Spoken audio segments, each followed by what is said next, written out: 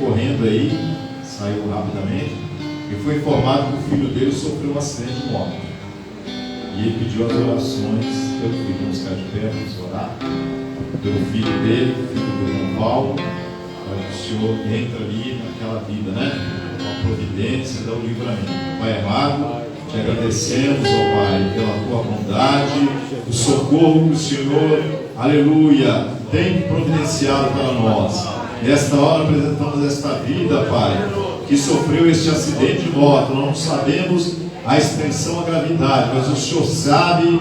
Pedimos a Ti a Tua providência, o Teu agir, socorrendo esta vida, Pai, não deixando ela partir para a eternidade. Se não for salvo, o Senhor salva, Pai. Se for Teu filho, o Senhor mantém também, Senhor, aleluia, na vida, aleluia, nesta família, para que essa família seja unida, em nome de Jesus, amém. Queria sentar? Pastor Lorildo, trazendo o estudo. A hora voou, né? A gente tenta segurar aqui, ninguém segura o relógio. Queridos, a paz do Senhor. Ninguém segura o relógio. Estivemos aqui de manhã,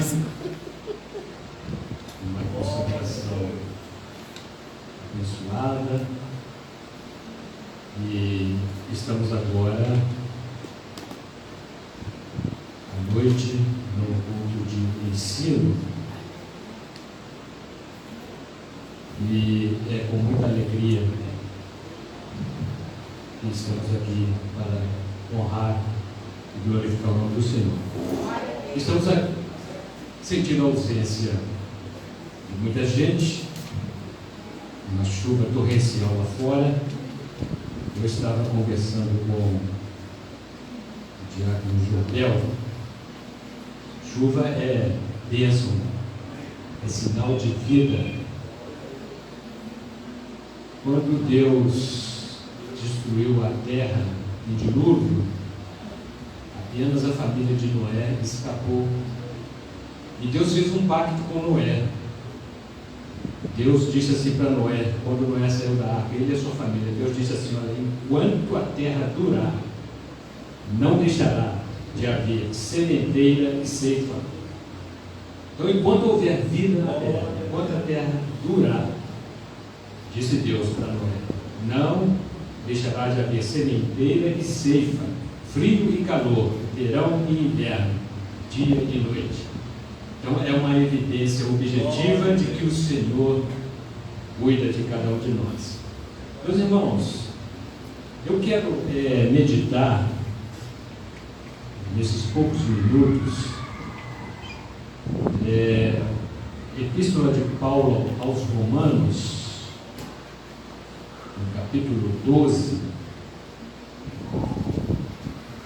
Romanos capítulo 12, versículo 2.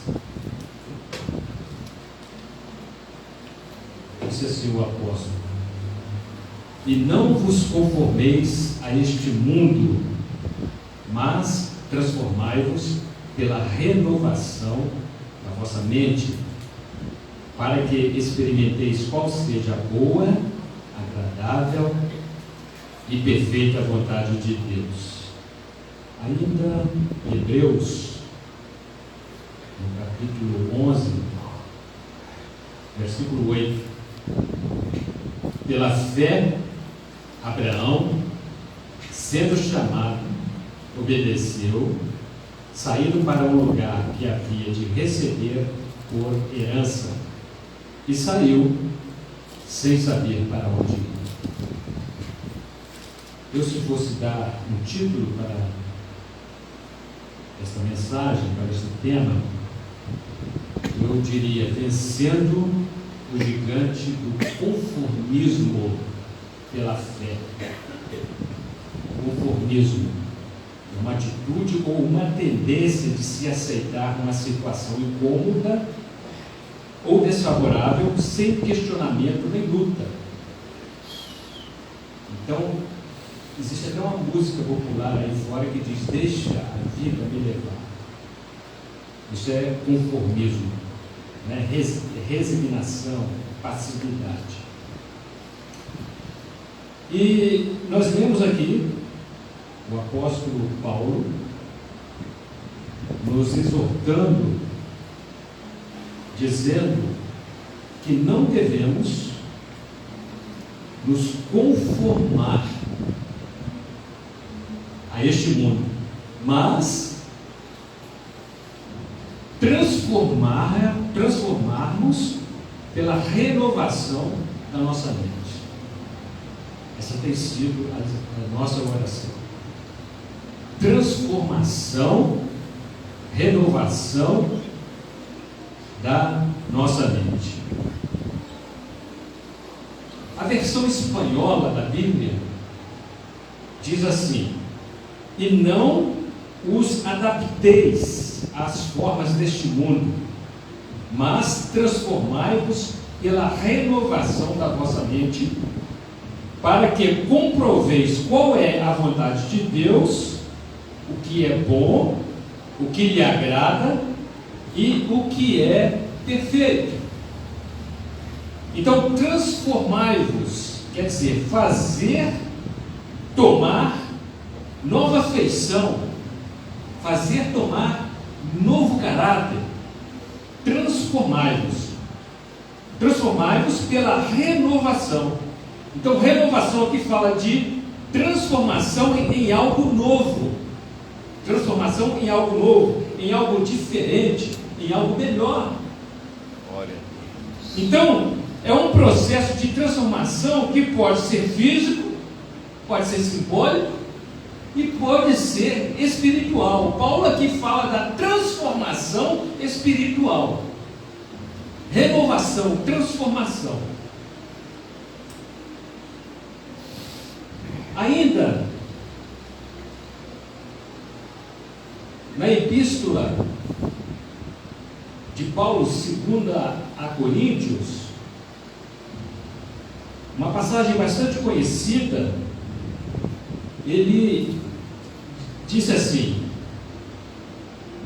2 Coríntios 5,17: pelo que, se alguém está em Cristo, nova criatura é. Transformação. Mas é preciso estar em Cristo. Como ser transformado? Aí Paulo diz: as coisas velhas já passaram, ficaram para trás. Por quê? Porque tudo foi transformado, tudo se fez novo. E existe uma outra versão Peshitta, sempre faço menção a essa versão aqui. É uma versão que ela está muito próxima do aramaico, que foi a linguagem que Jesus utilizou. Ela diz assim: e não vos conformareis a este mundo, mas transformai-vos por meio da renovação de vossa mente e discernais qual é a boa, agradável e perfeita vontade de Deus. Então, não conformar, mas transformar. Como? Por meio da renovação. Para quê? Para discernir qual é a vontade de Deus. Então, se quisermos saber qual é a vontade de Deus para a nossa vida, é preciso passar por esta transformação, por esta renovação. Então, o verbo conformar, nessa versão, ela encontra-se no futuro. Ele diz: não vos conformareis, tempo que ainda vai ou poderá acontecer. Então, nós não poderemos nos conformar. Não vos conformareis. E na versão Almeida e corrigida, este texto que nós lemos, o verbo conformar está aqui no modo imperativo negativo. Paulo diz assim: e não vos conformeis. É uma ordem, é uma advertência. Imperativo: não vos conformeis. É uma determinação. Então, Este modo imperativo ele é usado para quê? Para dar uma ordem, para dar uma advertência. E o verbo conformar tem o sentido de estar em conformidade com alguma coisa. Então, estar em conformidade é o ato de se conformar, é o ato de aceitar, é o ato de se pôr, de se colocar em acordo. E Paulo está dizendo que nós não devemos nos conformar com este mundo. Não podemos estar de acordo com este mundo. Mas precisamos nos renovar, transformar a nossa mente através de Cristo Jesus. Para quê? Para que possamos saber qual é a boa e agradável vontade de Deus. Então, concluindo esse texto lido, Paulo emprega aqui a conjunção. Ele diz assim: não vos conformeis a este mundo, mas, conjunção adversativa, mas, essa conjunção exprime ideia de oposição. Eu não posso conformar, mas transformai-vos. Quer dizer, ao contrário, eu devo me transformar. Transformar em grego é metamorfose. Metamorfose tem dois radicais aqui. Meta significa além e morfo, forma. Então, metamorfose, ou seja, transformar, mudar. O Espírito Santo nos chama a todo instante para que possamos crescer, transformando a nossa mente, renovando a nossa mente dia a dia, para que possamos nos aproximar mais e mais de Deus e conhecer a vontade de Deus. Então, transformar, mudar, usados de um modo figurado, significam nossa transformação da mente e transformação do coração. Então vejam, nós podemos perguntar aqui, o que devemos fazer? Transformação. Agora, como transformar? De que maneira? De que modo? Olha, pela renovação, que no grego é anakainakaino, isto é, renovar-se qualitativamente, em qualidade. Portanto, renovação capaz de tornar a pessoa diferente do seu estado anterior. Foi o que Paulo disse, né? Quem está em Cristo, nova criatura é. Então aquele estado anterior não existe mais. Por quê? Porque agora é nova criatura, transformada, renovada. Renovação de quê? Aí Paulo diz aqui, do vosso entendimento, que no grego é nous com o sentido de mente. Então a mente é a sede dos sentimentos, a mente é a sede das emoções, a mente é a sede do modo de pensar, a mente é a sede do modo de sentir, inclinação moral. Então, transformação da mente. Agora, para que renovar? Qual o sentido? Para que experimentemos qual seja a boa, isto é, nós devemos lutar e nos esforçar para tornar a nossa vida aceitável e agradável a Deus. Aleluia! Então, metamorfose significa mudança, transformação de um ser em um outro ser. Então, a velha criatura transformada numa nova criatura, metamorfose. É o que acontece com as borboletas. Eu não sei se vocês conhecem a transformação que gera uma borboleta. Então, a borboleta, em seu estágio de desenvolvimento, ela começa como uma lagarta, e aquela lagarta enclausurada ali no seu casulo, ela vai se transformando, vai tomando nova forma, que nós chamamos de metamorfose, até que ela se transforme numa linda borboleta. De uma lagarta, ela se transforma numa borboleta. Então, no sentido figurado, metamorfose é a mudança considerável do que ocorre no caráter de uma pessoa, que nós lemos aqui, 2 Coríntios, capítulo 5, versículo 17.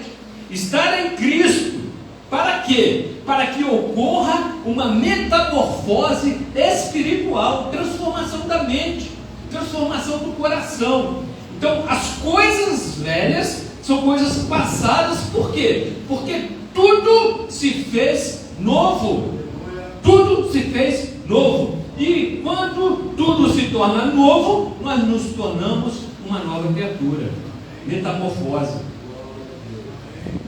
Em Hebreus, que nós lemos também, capítulo 11, versículo 8, diz assim: pela fé, Abraão, sendo chamado, obedeceu, saindo para o lugar que havia de receber por herança, e saiu sem saber para onde ia. Ora, lemos que pela fé, Abraão, sendo chamado por Deus, ele obedeceu. Obedecer é sair do comodismo. Obedecer é sair da zona de conforto. Abraão morava numa metrópole, na cidade de Ur, uma cidade importantíssima, na antiga Babilônia, na antiga Macedônia. Ele sai da sua zona de conforto, diz a Bíblia aqui que pela fé, ele obedeceu, e em sentido espiritual, diz a Bíblia que Abraão obedeceu a Deus, porque Deus disse: saia da tua parentela e vá para uma terra que eu ainda te mostrarei. Então ele sai da sua zona de conforto. Qual seria a consequência da obediência de Abraão? Ele receberia um lugar por herança, particularmente seria a terra de Canaã, como possessão de Abraão e os seus descendentes. Então, a terra que eu lhe mostrarei, a terra prometida. Então, de que precisou Abraão para obedecer ao seu chamado? A Bíblia diz que, pela fé, Abraão sendo chamado, ele obedeceu, pela fé. Então, o que é a fé?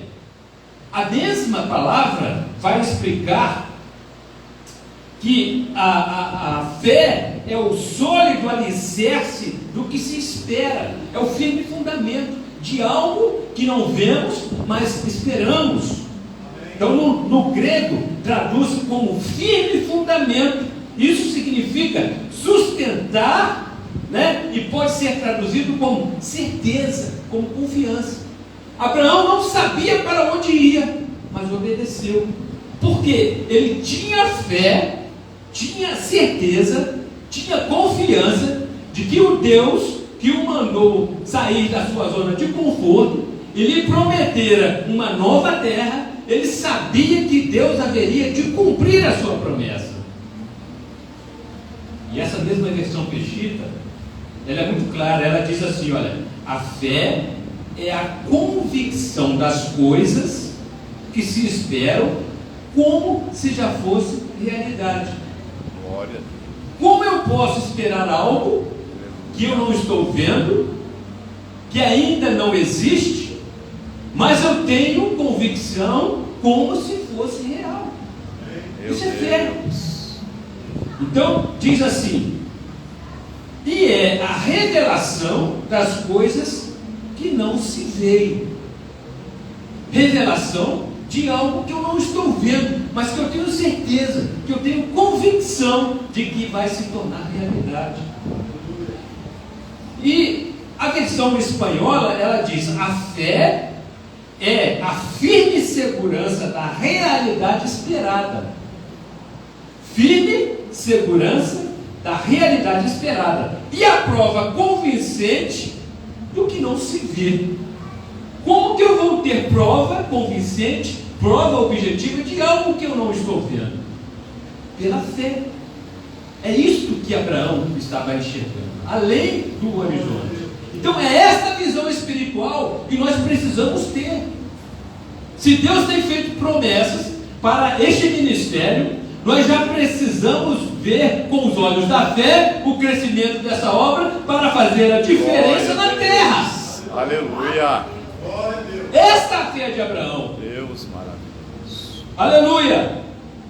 Glória a Jesus. Deus. Viver uma realidade que não existe e que se sustenta com a esperança é sair totalmente do comodismo. Então, eu li um livro de Augusto Cury, até tenho aquele aqui em mãos, O Código da Inteligência. Augusto Cury. Ele descreveu sobre as 4 armadilhas da mente. E a primeira armadilha, ele fala que é o comodismo. O comodismo é um empecilho para a inteligência. É uma armadilha para a mente. Então, sobre a primeira armadilha, muito antes de Augusto Cury relatar em seu livro, o apóstolo Paulo já havia feito referência a respeito do conformismo. Foi o que ele disse aqui: não vos conformeis com este mundo, mas transformai-vos pela renovação da vossa mente, para que experimenteis qual seja a boa, agradável e perfeita vontade de Deus. Não vos conformeis. Aleluia. Então Abraão tinha tudo para acomodar-se, conformar-se com as circunstâncias, por causa da vida regalada que levava em Ur, capital da Mesopotâmia, uma das cidades mais importantes. Ur era uma cidade muito extensa, onde se cultivava o trigo para fazer o pão e a cevada, e o maior destaque da cidade era a sua arquitetura. Então, uma cidade importantíssima. Então, não foi fácil para Abraão ouvir Deus falando para que ele saísse daquela zona de conforto. O capítulo 11 do livro de Gênesis, no versículo 31,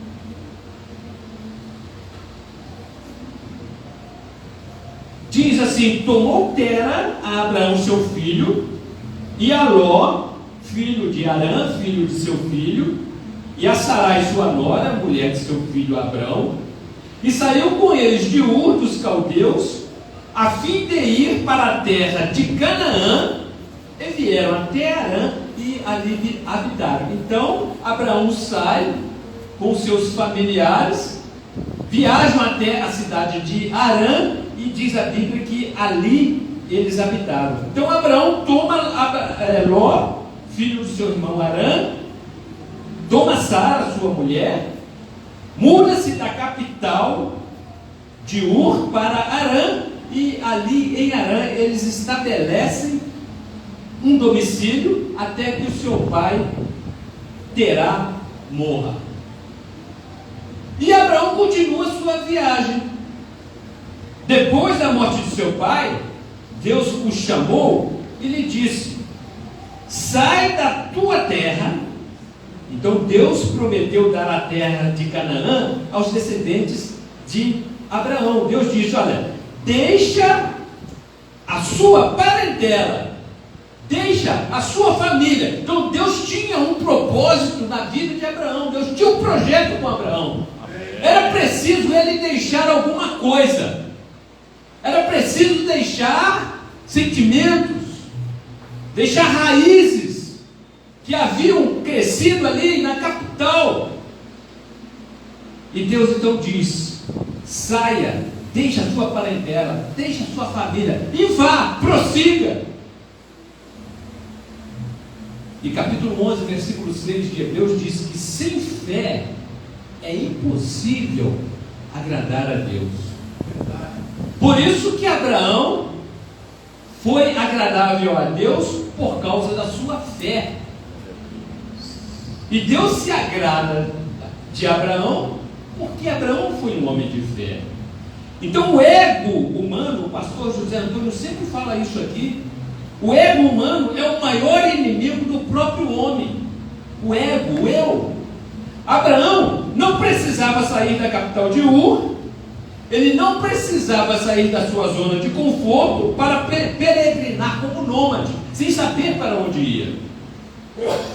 No capítulo 12 do livro de Gênesis, versículo 1 diz assim: ora, o Senhor disse a Abraão: sai-te da tua terra, tua parentela, da casa de teu pai, para a terra que eu te mostrarei. Como?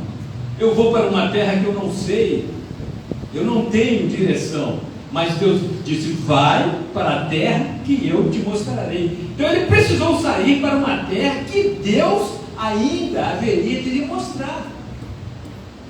Deus lhe mostraria. Então Abraão foi um homem livre, pois ele não tinha o seu coração nas riquezas, ele não tinha o seu coração apegado aos laços familiares. Ele foi, ele obedeceu. E segundo Augusto Cury, o ser humano ele pode viver aprisionado dentro de si mesmo, ainda que ele se sinta livre para se locomover e falar o que pensa. Então o homem pode ser prisioneiro de si mesmo. Há muitas armadilhas mentais que vão tomando dimensão com o passar do tempo. E ele diz aqui na sua obra que o comodismo é um dos gigantes que amordaça a mente humana, ainda que se tenha a opção de ser livre.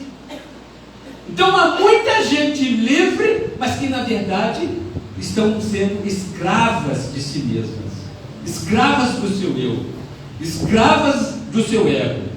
Então cada um de nós precisa lutar e vencer o gigante do comodismo.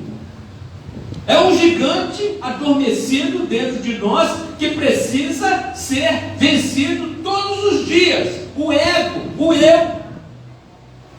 Então, característica comportamental de quem é egoísta, estando sua satisfação acima de todas as coisas. O ego ele prevalece, o eu ele prevalece. Aí nós vemos aqui na palavra de Deus que Abraão ele não foi egoísta, nem viveu no comodismo de uma vida confortável. Apesar de ter nascido no conforto, viver no conforto, mas ele não tinha o coração apegado ao comodismo. Aí o versículo 4 do capítulo 12 diz assim: partiu, pois, Abraão, como o Senhor lhe ordenara, e Ló com ele. Tinha Abraão 75 anos quando saiu de Harã. Abraão tomou Sara, sua mulher, e também levou o seu sobrinho Ló, filho do seu irmão Harã, juntamente com todos os bens que havia adquirido. Ele levou as pessoas que lhe acresceram em Harã e todos foram em direção a Canaã. Versículo 5. Abraão levou consigo a Sarai, sua mulher, e a Ló, filho de seu irmão, e todos os bens que havia adquirido. Todos os bens que ele havia adquirido. E as almas que lhes acresceram em Harã, muitos empregados, e saíram a fim de irem à terra de Canaã, e à terra de Canaã chegaram. E o versículo 6, ele diz: passou Abraão pela terra, até o lugar de Siquém, até o carvalho de Moré, e nesse tempo estavam os cananeus na terra. Então ele chega numa terra habitada pelos cananeus, chega até Siquém, e foi em Siquém que Abraão vai erguer o primeiro altar. Então veja o versículo 7. Apareceu, porém, o Senhor a Abraão e disse: a tua semente darei esta terra. Abraão, pois, edificou ali um altar ao Senhor que lhe aparecera. Então, em Siquém, ele ergue esse primeiro altar, quando chegou à terra próximo ao vale de Moré. E quando Abraão chegou até o Vale de Moré, a Bíblia diz que estavam até aquele momento os cananeus na terra. Quem eram os cananeus? Povo habitante da antiga Canaã, hoje corresponde à região de Israel, Jordânia, Líbano e parte da Turquia. Então, esses povos cananeus eram descendentes de Canaã, filho de Cã, filho de Noé. Então, Noé sai da arca, juntamente com seus 3 filhos, Sem, Cã e Jafé. Nós vimos aqui que Cã, ele foi abençoado juntamente com Noé e os seus irmãos, mas ele se desvia da presença de Deus e toda a sua descendência é amaldiçoada. Então Noé gerou a Cã, Cã gerou a Cush. Nós vimos aqui que Cush foi pai de Nimrod, e gerou a Canaã, que foi pai dos cananeus. Então vejam, uma geração ímpia, uma geração perversa, e foi nesta terra que Abraão foi habitar. Aí, chegando a Canaã, ele encontra ali os cananeus, que dominavam parte do Oriente Médio. Juntamente com os cananeus, incluía aqui os jebuseus, os amorreus, os heveus, os girgazeus, e todos eles foram ferrenhos inimigos do povo de Israel.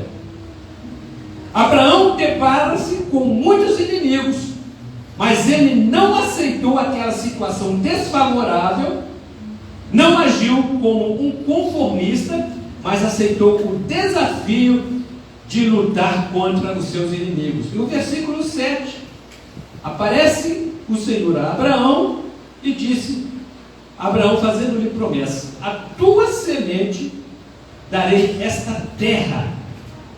E ali Abraão edifica um altar ao Senhor que lhe aparecera. Já concluindo, Abraão ouve a promessa do Senhor, ele creu e colocou em prática a sua fé. O que ele faz? Ele edifica um altar. Altar, lugar de sacrifício, ou seja, era um lugar onde se matava animais para oferecê-los em holocaustos. O sistema sacrificial já funcionava como o centro de adoração pré-israelita. Então, Abraão não tinha filhos. Sua mulher, Sara, era estéril. Portanto, como acreditar que aquela região pertenceria à sua descendência? Como entender isso, se a sua mulher era estéril? Então, ele teve fé e diz aqui que ele adorou o Senhor. Ele edificou um altar ao Senhor. Ele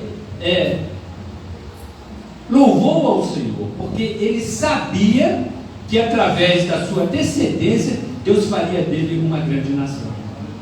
Então, irmãos, para nós vencermos o gigante do comodismo, o primeiro passo é reconhecermos que ele existe e que ele pode habitar dentro de nós. É o maior inimigo que nós temos, que habita dentro de nós, o ego, o orgulho. Foi o orgulho que fez Adão e Eva pecar. Foi o orgulho que fez Lúcifer fazer a rebelião no céu. Então precisamos ser humildes para assumirmos essa possibilidade, pois isso é fundamental para que possamos superar a força desse gigante e sairmos do comodismo. Então, quando abrigamos o gigante do comodismo dentro de nós, nós nos tornamos vítimas de nós mesmos. Vejam o que diz o capítulo 13 do livro de Gênesis, versículos 12 e 13. Ao que respondeu o homem à mulher, a mulher que me deste por companheira, deu-me da árvore e eu comi. Adão não assume o seu erro, ele culpa a sua mulher. Aí a sua mulher Deus pergunta para ela, né? Perguntou o Senhor Deus à mulher: que é isso que fizeste? E a mulher então responde: a serpente enganou-me e eu comi. Não assume o seu erro. O ego havia cegado a mente de Adão e Eva. Então eles procuram justificativa para os seus erros. Então o conformismo é a arte de acomodação que nos impede de reagir, e por isso aceitamos passivamente as dificuldades e as barreiras. A pessoa conformista aprisiona o seu eu, e o gigante do conformismo impede-a de lutar pelos seus ideais, de lutar pela concretização dos seus sonhos e de ser o agente transformador da sua própria história. O indivíduo conformista, ele não assume a responsabilidade e o dever de ser o agente transformador do mundo. Vamos encontrar Abraão sempre em ação. Já concluindo, o versículo 9 diz assim: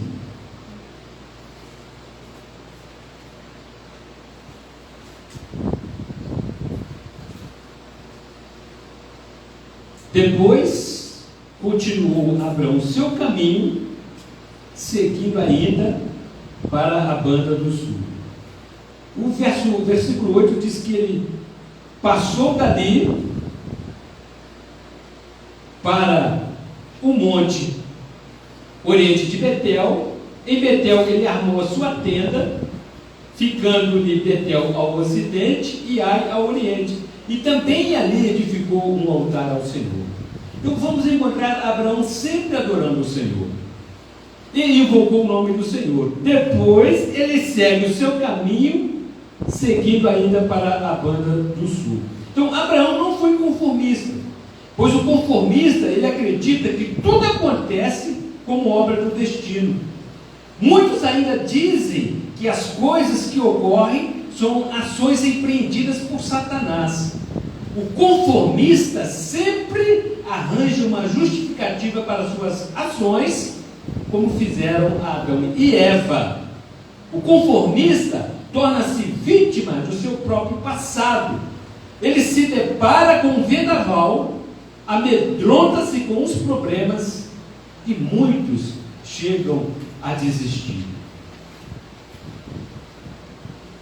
O conformismo não é codificado como doença pela medicina, porém possui características de pessoas doentes. E concluindo, vamos colocar em prática esta mensagem de Paulo: não vos conformeis com este mundo. Saiamos da nossa zona de conforto, transformar a nossa mente, renovar a nossa mente, conforme disse Paulo, vencendo o gigante do conformismo pela fé. E o apóstolo Tiago, ele diz: aquele, pois, que sabe fazer o bem e não faz, comete pecado. Agradeço a oportunidade em nome de Jesus. Glória a Deus. Amém. Obrigado, meu mestre. Obrigado ao nome do Senhor.